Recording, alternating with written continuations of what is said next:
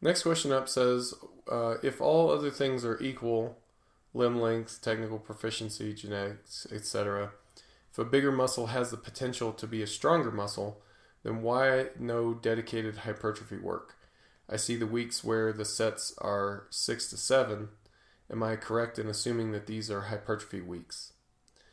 Um, the question that you're getting at goes back to training strategy.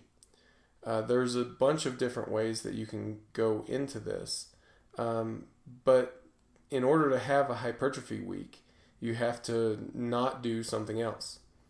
In order to have a strength or power week, you have to not do something else. So there's always an opportunity cost.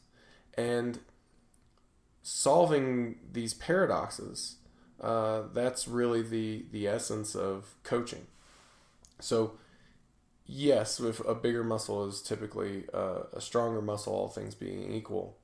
But if to get a bigger muscle, you had to do 16 weeks of dedicated hypertrophy work and no strength work, would that be worth it? No.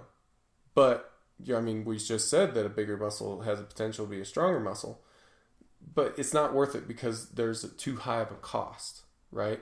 We have to take 4 months away from dedicated strength work. Now, I'm just hyperbolizing a bit to illustrate a point that not every strategy that you use has to be all things to all people.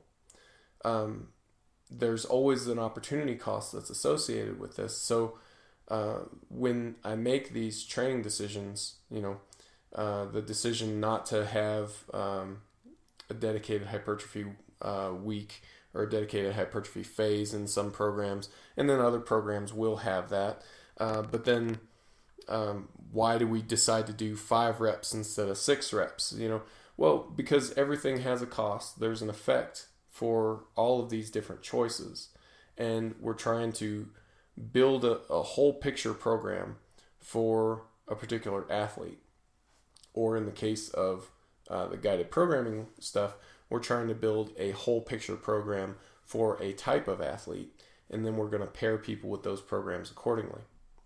So why is there no dedicated hypertrophy work? Well, I would say that there probably is. It's probably more distributed than maybe you're expecting.